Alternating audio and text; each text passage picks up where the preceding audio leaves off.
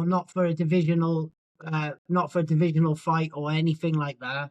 Just best purely, British heavyweight. Get done. purely for the fans and for the legacy, and that's it. Then you can We'll ride have off. we'll have to definitely clip that rant. I know. That was class. Yeah, you did well there.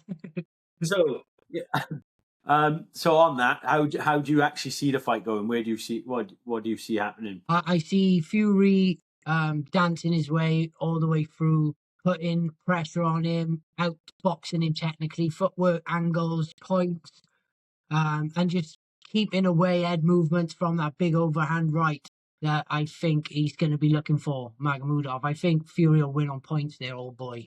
I kind of similar. I've gone Fury for the win, and I've gone him dancing and outboxing Makhmudov, and I think just tiring him down to the point where he can just not necessarily knock him out, but get a 10 count. You know, like Makhmudov will still be sort of there, but not being able to get up after 8. I feel. Yeah. Which would be a very good it'd be a very good comeback for Fury if that does happen. You know, the thing for me as well, like, you know, after like Fury rose from the dead after the Wilder knockout.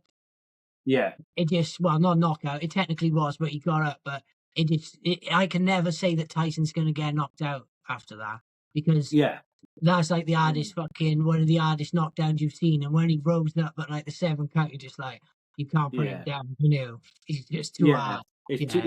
But that like, going back to sort of what I said earlier, I think, and I feel it showed in the Usyk. It just took so much out of Tyson Fury that, you know, we're what, 4 or 5 years down the line now. Yeah, and he's older, and if he gets hit by a big, you know, it could potentially even be more than just a knockout. Do you know what I mean? It could be. He could finish him with the combination run. He could wobble him. Do you know what I mean? Yeah. He drops his hands and he just finishes him that way, and he gets stopped, doesn't it? But I'll be watching it regardless. It's on Netflix as well, so it's 100%. Like I'm not going to watch it. Definitely. Yeah, and like I said, I hope it goes the way of Fury winning, Joshua potentially making a comeback, best heavyweight's done. Usyk can fight, I don't know, a kickboxer, then I don't know, a Muay Thai guy, and then maybe fight one of the other heavyweights. Well, going back, I'm going to go back on another rant. You're right away, boy. What annoys me the most is people going, well, Usyk's earned the right to pick whoever he wants to fight. I'm like, that shouldn't be how it works. It should be whoever's number fucking 1, you fight number 1.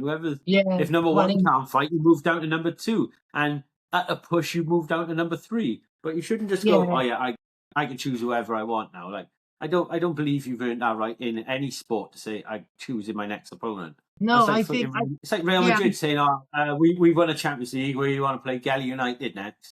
Yeah.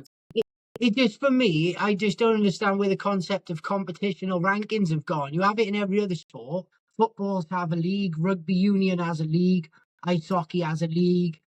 So the winners go up and then they play each other at the end. Whereas boxing, the winners go up, then he chooses a guy 3 positions down to come up to the top to fight, and they just carry on like that. So the ranking system doesn't really mean a lot in my eyes. It does my fucking head in when they put someone in the ranking like Moses at number 5. Yeah. And then, you know, and he's going to get all back for a while, I probably think. You won't see him in. So, yeah, I just go with the boxing. I just go along with it, honest. I don't follow it like, you know, as accurately as I used to. I just think, oh, yeah, they're fighting tidy. I'd like to see that. Yeah. And did you know the story of how Usyk's ending up fighting Ricky Van Hooven? No. It's basically Jason Statham is friends with Turki Al-Sheikh. Ricky Van Hooven is friends with Jason Statham. They train together. He's friends with Usyk. They met up and they had a joke about, oh, you know, what if you fought him just boxing? Jason Statham said, I can make that work. I'm friends with the Sheikh. So they mentioned it to him, and he said, I'll pay them whatever they want. Let's do it. Let's do it at the Pyramids of Giza. And it happened like that. That's how simple it is. Rock the Casbah. Yeah, simple. It's just because they wanted it done. That's it. It's like, It just makes no sense. I did hear, you know, just going off on tangent, that it might not be in Egypt now. There's something going on. I don't know whether it's the war in the Middle East or there was something that they might not be. So it could end up just being, I don't know, in Saudi or somewhere shit, and it just being one of those fights where you've just wasted a lot of people's time and thing to watch it. I probably could say I'm probably not going to watch that one. That's one that'll just go I did past not me. I cram Ricky Van Hooven. Oh, Rico, he's a fucking legend. He's Yeah, but like, he's not going to be able to pick, is he? Like, I no, I understand that know, he's I a know, legend, but but yeah, you're it's right. going to be totally Yeah, different. yeah, you're I not think, seeing him as a like he's the most highly decorated kickboxer, I suppose. That's why you love yeah. watching him for. And yeah, I get it. He's not going to be kickboxing. He's going to be trying And to box with. if they sanction the kickboxing match, it goes a different way, doesn't it? Do you know what I mean? It's one of, or maybe they should just take a fucking, instead of it being, because I think Yeah. they've sanctioned it for a world title fight, haven't they? Yeah, it is. It's for the WB. It is an yeah. They win the belt basically. But take that out of the equation and just have them fight a bit like Rod Tang and fucking Mighty Mouse did. 3 rounds. First round, boxing. Rounds. Second round, kickboxing. No, yeah, second round, just kickboxing. Third round. Oh, sorry, actually, because kickboxing is boxing. First round, boxing. Second round, just kicks. Third round, all out. Go whatever you fucking want. Yeah, that's how they should do it. Did you know Muhammad Ali fought a kickboxer back in the day? Yeah. I've actually seen the fight. And he kept drop kicking his leg, didn't he? Yeah, the kicks were allowed, and they reckon Ali was like he couldn't walk for like weeks after properly, which he wouldn't, obviously, innit? But yeah, what the fuck? So that's the Fury fight. Anyway, that's that one. That went a bit nuts then for 10 minutes, didn't it? I like it. Yeah. Fuck knows. So also fighting on the card, we've got Conor Benn fighting Regis Progress in a catchweight fight after his very public split with Matchroom. So he's going to be fighting his first fight with Azufa Boxing. Now the dust has settled, like it's sort of calmed down a bit. I know Eddie Hearn's still saying his bit. I haven't heard a lot of Dana White for a while. But what was your thoughts on that switch? Mate, it was one of them that you never expected. Especially, it was out of the blue, wasn't it? Massively, yeah. Obviously, they've been working on it behind the scenes, but you never would have thought that. Obviously, with the relationship with Conor and Eddie and over the years, you've only got to watch the Matchroom documentary on Netflix, and they show a big part of their relationship and how close they were and all that bollocks. And yeah, but mate, it just comes down to it's just life in it. I think money prevails usually. Yeah. Like I love Conor. I love Conor Benn. I followed his career pretty much. You know, I think I watched him fight live. I think it was his 4th fight in Manchester. He was on the Linares and Anthony Crolla and Linares, the first fight they did in 2016. He was on that. He fought. I think I've written down there. If Ross something, I can't remember the name of it now. It was like 6-round decision win for Conor. I watched that and it was just like watching him then. I was hooked. Like he was lightning fast. He was brilliant.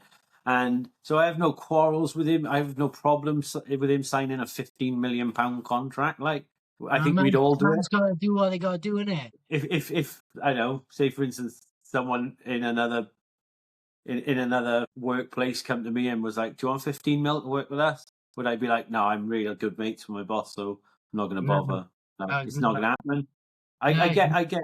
What I was going to ask you, I put it down here, but I'll go back because you said of the relationship with Eddie Hearn and that. For me, let me just pull this up a minute. Pull it up, boy. So for me, like Conor's 29, 24-0. 24-1. He went 23-0, 14 knockouts. Well, he would have been 13 up until that point. If he's good with Eddie and they're so good at business, why has there been no title shot? Like for him, he's not fought for a single title. Well, it does make you wonder, like, what Eddie Hearn's intentions was with the old boy now. Because there was a stage where he was mandatory for a title shot against Abbas Barrow for the WBA super middleweight, but he wanted to stay there and focus at welterweight. But I don't know. There's a lot of people that get title shots a lot sooner than 29 years of age and with that record. Like if you look at it now, like Moses Atoma, I feel in 3 fights is going to be fighting possibly for a world title fight, and that'll be his 8th fight.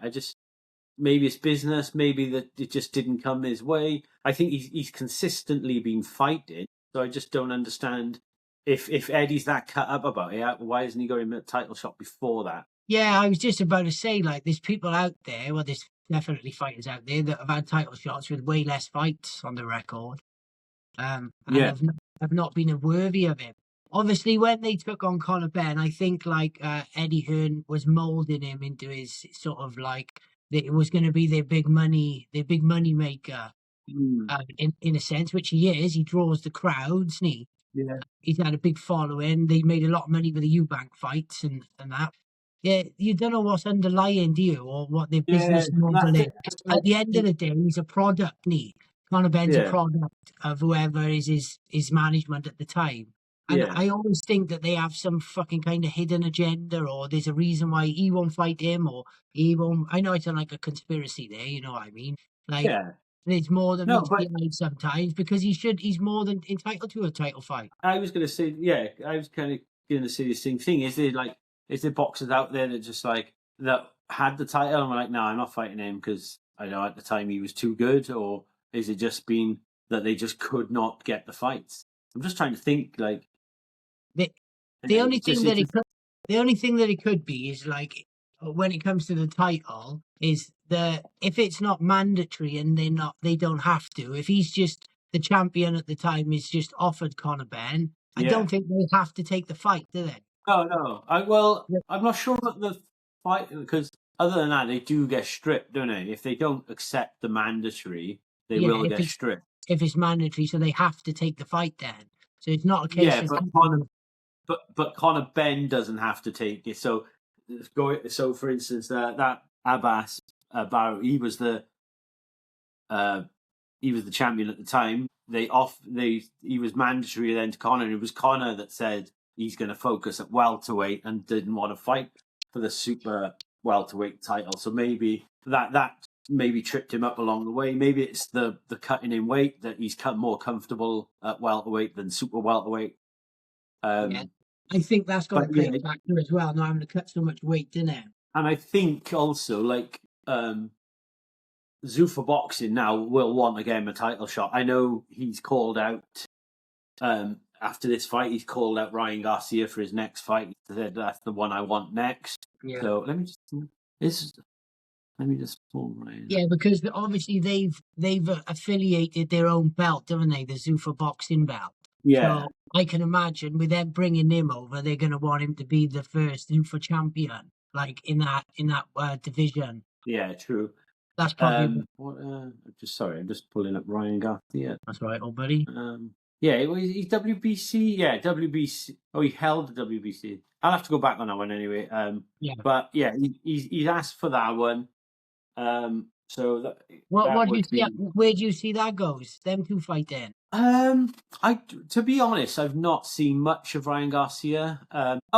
Speed, but I haven't watched him enough. Only because I don't know. This is the social media side of him that I can't get on board with, and and it's mainly to do with like a lot of the fights are in America. You know, I don't stay up for them as I used to. I got it for 4-year-olds. Yeah, I know. I miss in the morning. Is that the question? All I can go by is what I've seen on highlights and stuff like that. I'll deep delve into it, and I'll try and make a comparison. If I was to pick someone, I'd obviously go Conor Benn. His combination speed and that, I think he could beat Conor Benn. Yeah, it'd be interesting. It'd be interesting to see. Conor Benn's your boy though, isn't he? So you can't say against him. Yeah, I'm just trying to think. You're looking for the record. Yeah, I'm just looking like I'm sure he won a belt the other day, but maybe I'm thinking of someone else. He fought not so long ago, didn't he? Yeah, that's it. Oh yeah, sorry, yeah. So WB, I thought so. I thought I was losing my mind then. WBC welterweight champion. So he beat Marius Barras. So I was losing my mind then. I was like, I'm sure I watched it. Like I seen the result of the WBC. Hey, do you know what it is? Doing this, we have so much going on. You're looking at so many different fights. I'm like it, like the UFC box and everything else. You do a bit of your notes, and you got fucking loads going on in your head. But anyway, so it would make perfect sense for that to be a fight, and Zuffa would want to get that fight across. The other question, I don't know if you put, didn't the boxing commission come out and say that Zuffa boxing won't be able to allow to fight for those sort of titles? I'm not 100% sure on that, if I'm honest. Yeah, But they can't get sanctioned, or they're not their own commission then. I think because they wanted to do their own belts, they've just said, well, you can fight for your own belt. Like as a fight, is it up there? Like, do you see it as an exciting fight against? We went off on a tangent then. Do you see it as an exciting fight with Regis Progress, or do you just see it as a sort of stepping stone? Mate, Regis Progress, he's not one to be messed or underestimated. Like, he's got a big record, 30-3, and he's fought some mega fucking some top fighters. Like, he's coming off a win of Joseph Diaz. He lost to Jack Cattrall, lost to Devin Haney. He's won before that. He has fought quite the who's who in that division, to be honest. I think he'll be a good match for Conor Benn. Real good match. I don't think it will be a walk in the park for either of them. Yeah, I'm looking forward to that fight. Like I said, I followed Conor all of his career, and I still like him. I know that there's been bits of him that I don't agree with, but most of it as a boxer, I think he's brilliant. Oh yeah, mate, 100%. Yeah. Yeah. He's enjoyable. Yeah. He's always been enjoyable to watch. He's never met much of a dull fight with him. Like, he's had his moments, but especially the most recent fights, like. Yeah. So if he beats Progress, what's your prediction? Sorry, I shouldn't say if he beats Progress. Like, what is your prediction for that? I'm gonna go with Conor Benn, and I think he's gonna come to a stop. He's gonna stop Progress in the 7th round. 7th round, yeah. Yeah, that's what I'm going for. What about you? I'll make a note of that. I think he's going to finish. I think he's going to finish. I do believe that you'll want to go in and you want to prove something to Zuffa boxing. Whether it's 15 million for one fight or it's 15 million for a couple of fights, no one really knows, as they've not really put that out. I think he'll just want to go in there, impress Dana and all the guys, and get I think 3rd, 4th round finish. Yeah. I think he's going to be too quick for Regis and end it pretty quickly. Yeah, I think he's got that little bit of edge with the age as well, isn't he? Like, Conor Benn 29, Freegrass 37. So yeah, that's a bit of an extra step for him, isn't it? Yeah. Sorry, mate. I was reading something then, and I was like looking at a complete different screen. Yeah, that's what I was doing earlier. I was trying to say, like, his age and stuff, and then I'm looking at something else on Tapology. So it's like totally lost my place. We'll edit that out. Yeah, there's a couple of bits I'll go back through and I can snip out, but we'll get it. That was all good. Yeah. So anyway, that concludes our sort of show for the boxing on Saturday. So hopefully people are going to tune in, and we'll come back Sunday with a recap. So, all stay well and enjoy your weekends. Yeah, don't forget to give us a like, a share, subscribe. We're on the Instagram too. Press the notifications button on YouTube, because it'll let you know about our latest videos and any content that we post up. It's all about sharing love, and we'll share it back. Check out our stuff we did as well. We just come back from Samurai Fighting Championships last week. I don't know if any of you've seen it, but really good show. So check out our interviews, and if there's, again, we'll always poke if there's anyone out there that wants to come on, any fighters, anyone that's into combat sports wants to come on and talk, just give us a shout. Yeah, give us a shout for the Instagram, and we'll get back to you. Wicked. Thanks again, and thanks, Tom. I'll see you soon, brother. Someone, old buddy. See you in a bit, boys.